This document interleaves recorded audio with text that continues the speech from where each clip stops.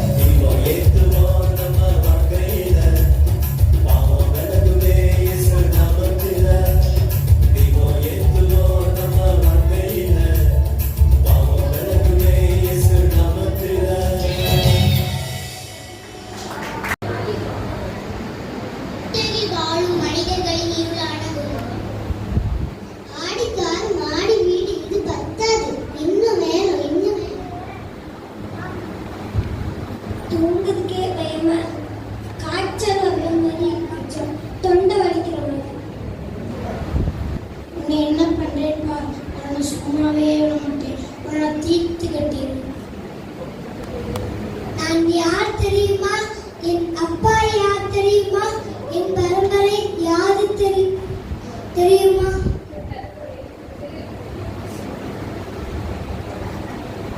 இவ்விருளான குணங்கள் மாற தீபமாகிய இயேசு கிறிஸ்து நம்மில் பிரகாசிக்க வேண்டும். அதாவது வார்த்தையாகிய கிறிஸ்து. போதும் என்கிற மனது மிகவும் ஆதாயம். நீ பயப்படவும் கலங்கவும் வேண்டாம். நான் உன்னை விட்டு விலகவும் இல்லை, உன்னை கைவிடுவதும் இல்லை. ஒருவரில் ஒருவர் அன்பாய் இருக்க வேண்டும். தன்னை போல் பிறரையும் நேசிக்க வேண்டும். பெருமை உள்ளவனுக்கோ எதிர்த்து நிற்கிறார், தாழ்மை உள்ளவனுக்கோ கிருபை அளிக்கிறார். நாமும் நம்மில் காணப்படும் இருளான குணங்கள் விட்டு மெய்யான தீபமாகி இயேசுவை ஏற்றுக்கொண்டு நட்சத்திரங்களாய் பிரகாசித்து ஜெயமுள்ள வாழ்க்கையை வாழும்.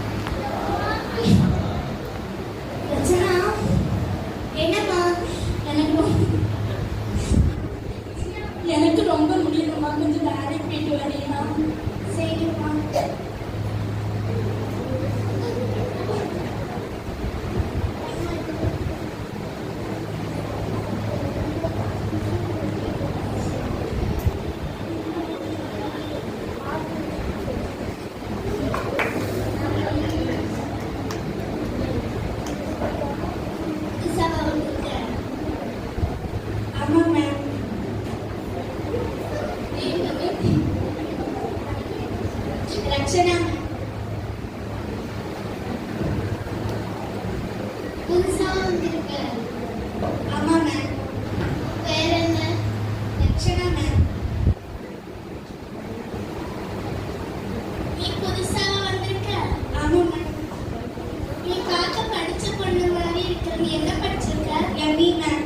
நாளைக்கு சர்டிபிகேட் எல்லாத்தையும் எடுத்துட்டு வந்து ஆபீஸ்க்கு வா. சரி மேம்.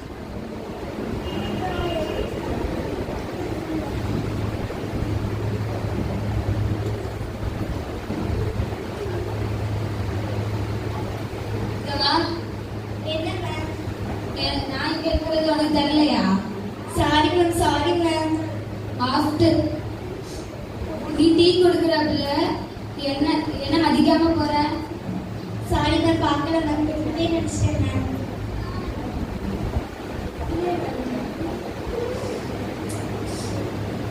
டீயா காஃபியா மேம்? டீ.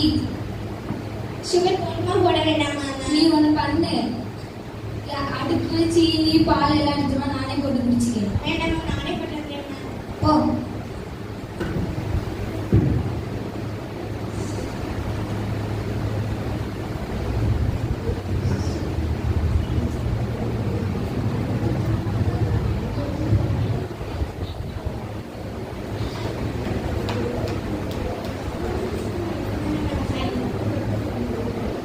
நீ நல்ல மார்க் எடுத்திருக்கியே. ஆமா மேம். நாங்க சண்டே ஒரு ப்ரோக்ராம் ஃபங்க்ஷன் வச்சிருக்கோம். நீ கட்டாயமா வரணும். வர முடியாது மேம். சண்டே எனக்கு சர்ச்சுக்கு போகணுங்க. கண்டிப்பா வரணும்னால வர முடியாதா? வேலையே போனாலும் பரவாயில்ல மேம். கண்டிப்பா சர்ச்சுக்கு போகணும். ஓகே, நீ இப்படி சொல்றதுனால நான் கம்மிங் ஃப்ரைடே பண்றேன். சரி ma'am. Susheela. Ma'am, coming Friday ஒரு ஃபங்க்ஷன் வச்சிருக்கோம். நீ அங்க எல்லாம் வேலையெல்லாம் முடிச்சிட்டியா? ஆமா மேம், முடிச்சிட்டேன். நீ இங்க வா. யார் அடுத்த மேனேஜர்னு நாங்க செலக்ட் பண்றோம். Okay ma'am, okay. Okay ma'am. வேற யாரா இருக்கோம்? நானா தான் இருக்கோம். அங்க நல்லா வேலை பார்க்கறவன் நான் தானே.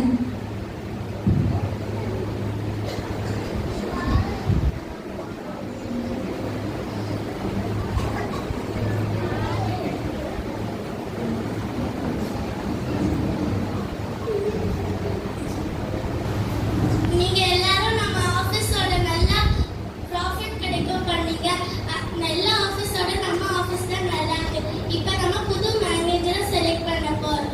இப்போ அந்த அவார்டை சுசீலா வந்து லக்ஷனாவுக்கு கொடுக்க போறாங்க. ச்சே, நானா தானே இருப்பேன்னு நினைச்சேன்.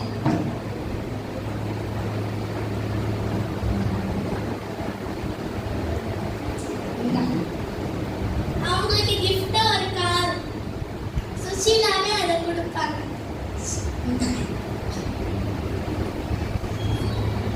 Thanks ma'am. ஓகே. இதெல்லாம் எனக்கு ஏசுபர் வந்து கிருபையால தான் மேம். நான் டெய்லி சர்ச்சுக்கு போய் ப்ரேயர் பண்ணனால தான் இதெல்லாம் நடக்குது. ஆமா.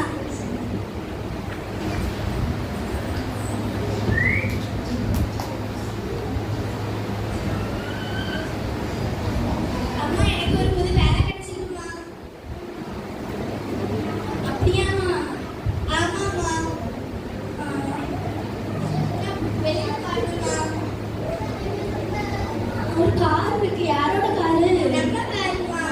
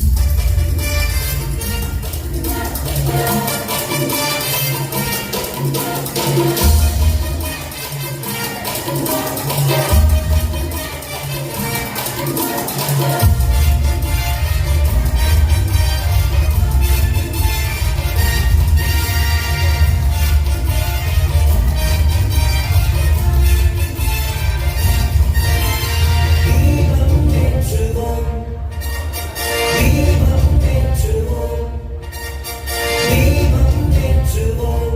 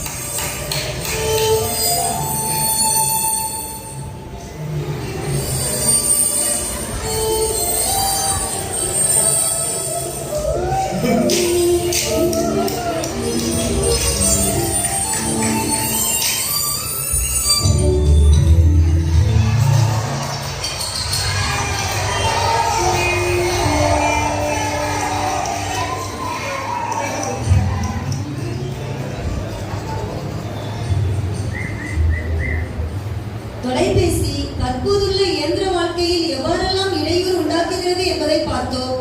தற்போதுள்ள காலத்தில் தொலைபேசியே நம்மை முற்றிலுமாக ஆண்டு கொள்கிறது.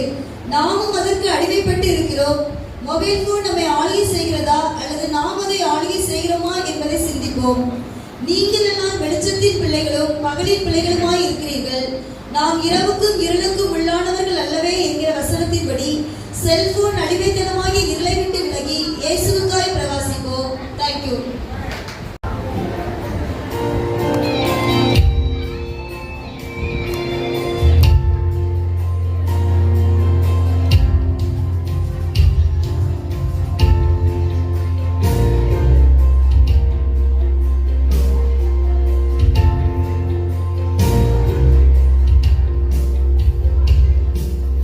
அப்பாவும் தாரன் வந்தே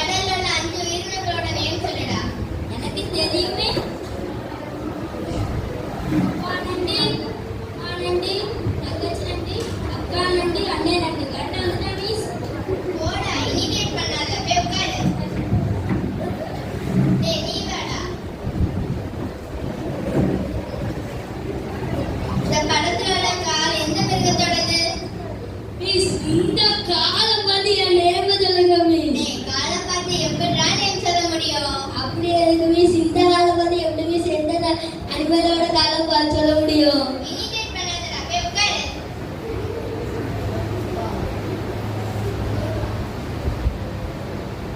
ஆமா, நேத்துக்கு நான் பாக்டீரியாவை வரைய சொல்லியிருந்தேன்ல, யாரெல்லாம் வந்துட்டு வந்தா? மிஸ் நான் வரைஞ்சிருக்கேன் மிஸ்.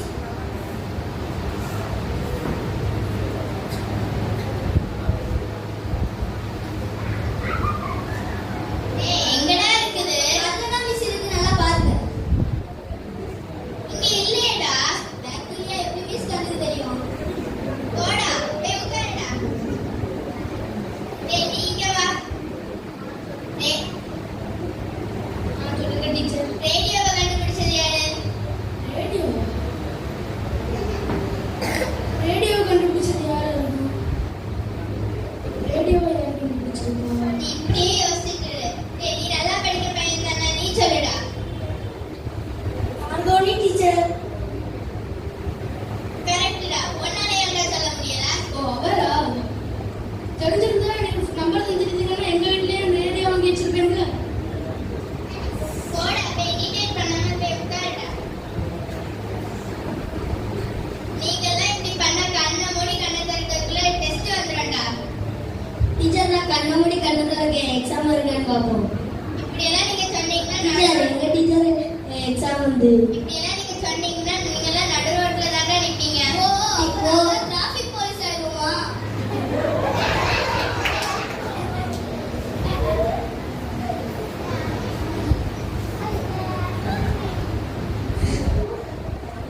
அப்போ கவர்மெண்ட் வேலை கிடைக்குமா?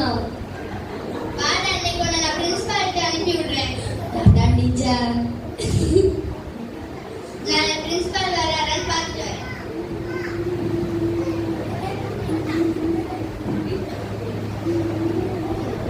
எதுக்குடா அழுதுட்டு இருக்கேன்? நான் டீச்சருக்கு எழுதி பேசுறேன்டா, அதனால பிரின்சிபல்கிட்ட போனாருடா. பயமா இருக்குடா, என்னடா பண்ண? நான் இந்த மாதிரி பண்ண மாட்டேன். எனக்கு நான் சண்டே கிளாஸ் போவேன், சர்ச் போவேன், எனக்கு இயேசுப்பா அவங்களே சொல்லி கொடுத்துருக்காங்க. நான் இன்னும் நல்லபடியா இருந்து சர்ச்சுக்கு ஏசுவா பிள்ளையா இருப்பேன்டா.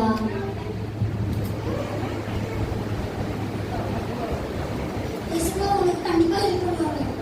தேங்க்ஸ்டா. நானே இன்னும் ஏசுவாட்ட ப்ரே பண்ணுவேன்டா.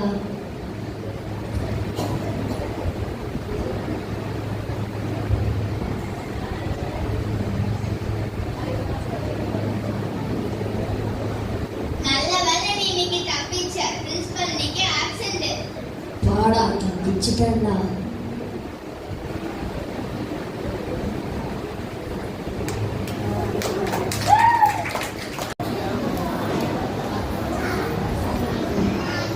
அப்பா அப்பா இந்த வீக் என்னோட பர்த்டே வருதுல, எனக்கு ஒரு மொபைல் ஃபோன் கிஃப்ட் பண்ணி தரீங்களா? என்னது மொபைல் போனா? ஆமா, என்னோட ஃப்ரெண்ட்ஸ் எல்லாருமே மொபைல் ஃபோன் வச்சிருக்காங்க. என்கிட்ட மட்டும் தான் இல்ல. இந்த வாட்டியாவது எனக்கு வாங்கி தாங்களேன். சரி பாப்போம்.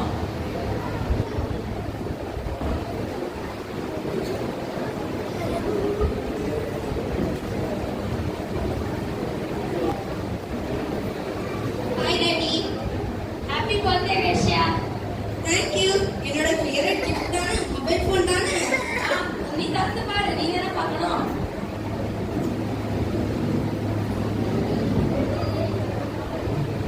சீ, என்னது இது? நான் உங்கள்கிட்ட என்னப்பா கேட்டேன்? நான் உங்கள்கிட்ட மொபைல் ஃபோன் கேட்டேன். நீங்க என்ன எனக்கு பைபிள் வாங்கி கொடுத்துருக்கீங்க? இதை வச்சு நான் என்ன பண்ண போறேன்? சரி சாப்பிட்டியா? ஸ்கூலுக்கு கிளம்பியாச்சா? எங்கேயும் போல.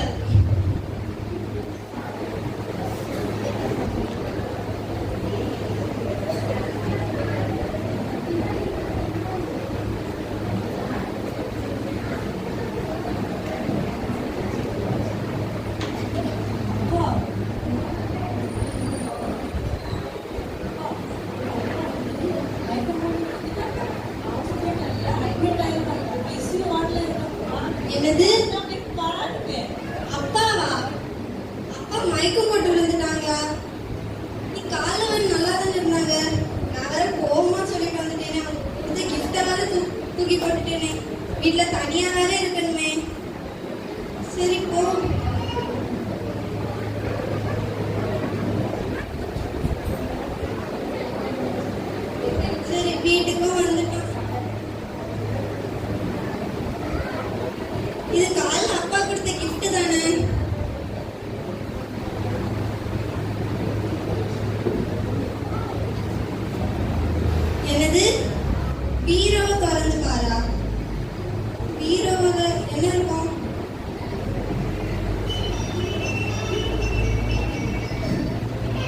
என்னது போனா? நான் கேட்ட கிஃப்ட் தானே. சரி, காலையில மட்டும் நான் கொஞ்ச நேரம் கோவப்படாம இருந்திருந்தா நான் அப்பாவை திட்டியிருக்கவும் மாட்டேன், இந்த பைபிளை எரிஞ்சிருக்கவும் மாட்டேன். எனக்கு கொஞ்சம் கோபத்தால நான் இப்படி பண்ணிட்டேனே. எனக்கு இந்த போன்லாம் முக்கியமே கிடையாது. எனக்கு என்னோட அப்பா தான் முக்கியம். நான் அவங்கள போய் பார்க்குறேன்.